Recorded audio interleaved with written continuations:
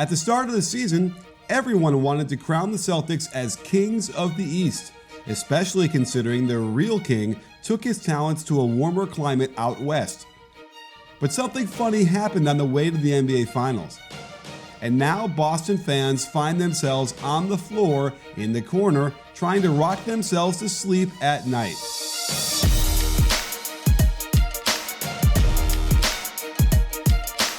So what is the problem so far? Should we just chalk it up to early season malaise? Should we simply be patient that Brad Stevens will figure it out? Or are there systemic problems related to roster and execution that won't be fixed without a major shakeup? Currently, the Celtics are just above 500 and tied for 6th in the conference. But with a team as loaded as they are, this is nothing short of an underperformance. Let's start by looking at some irony. The Celtics and Stevens are known for their expert use of analytics, yet they've fallen in love with the long mid-range shot, ranking 7th in long mid-range frequency. To make matters worse, they're 19th in field goal percentage on these, and the main culprit thus far is Jason Tatum.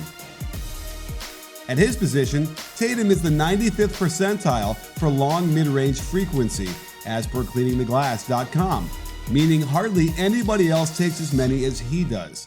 And his accuracy places him in the 36th percentile, which would hardly justify him taking so many.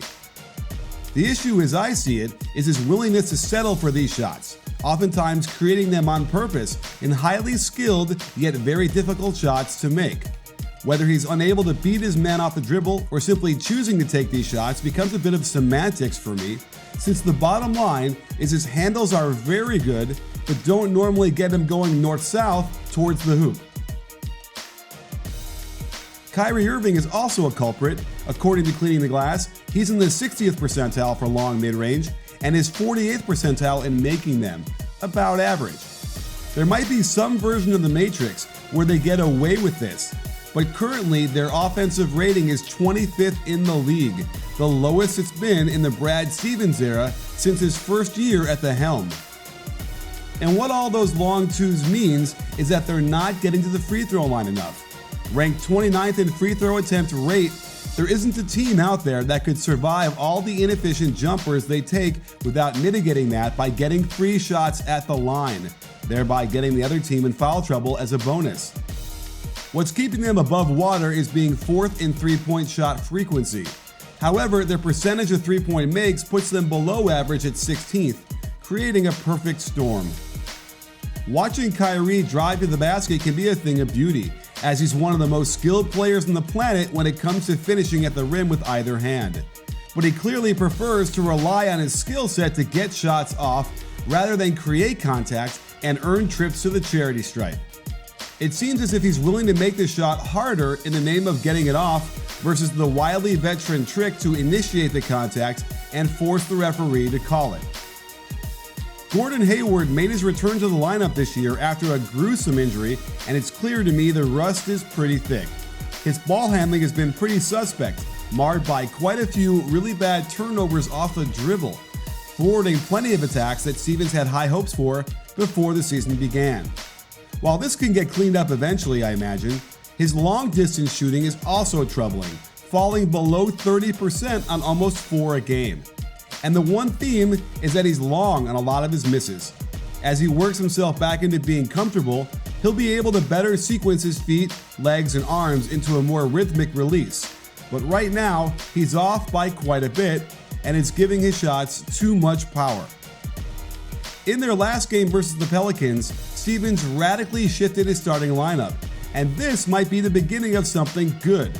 With Marcus Smart and Marcus Morris in the lineup, their roles are clear on offense. Kyrie can get off the ball more, where I think he's better suited as a shooting guard anyway. By coming off screens, or better yet, setting screens himself, he can get the kind of separation from the defense he needs to work wonders. The Celtics are 5-2 when he scores 26 or more points this year. And when he exists as the man in the offense, the Celtics are at their absolute best. Morris has been detonating from beyond the arc all year long, and it opens up space by keeping his man nearby.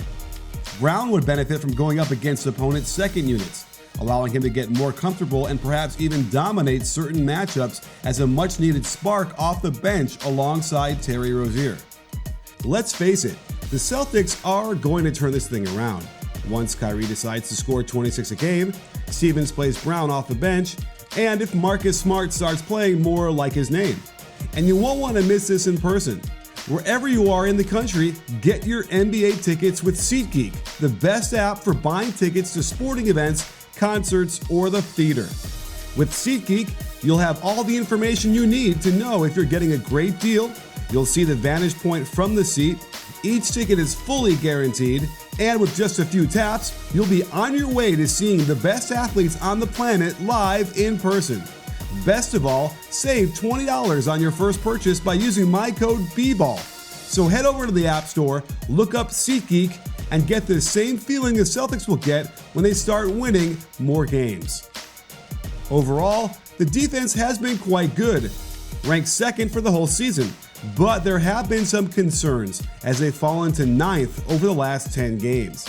They've got good defensive players all around, so expect them to maintain their top 10 status on that end and help them get into more transition opportunities, the kind of easy scores the Celtics are desperate for at the moment.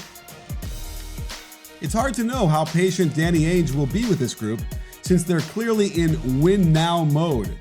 We've seen him hold on to assets for what seems like eons, so I would expect him to give Brad Stevens at least till the halfway mark of the season to figure some things out. But if they haven't vaulted up the standings by then, watch out for some moves centered around Terry Rozier or possibly even Jaylen Brown if they feel they can't wait any longer to make something happen.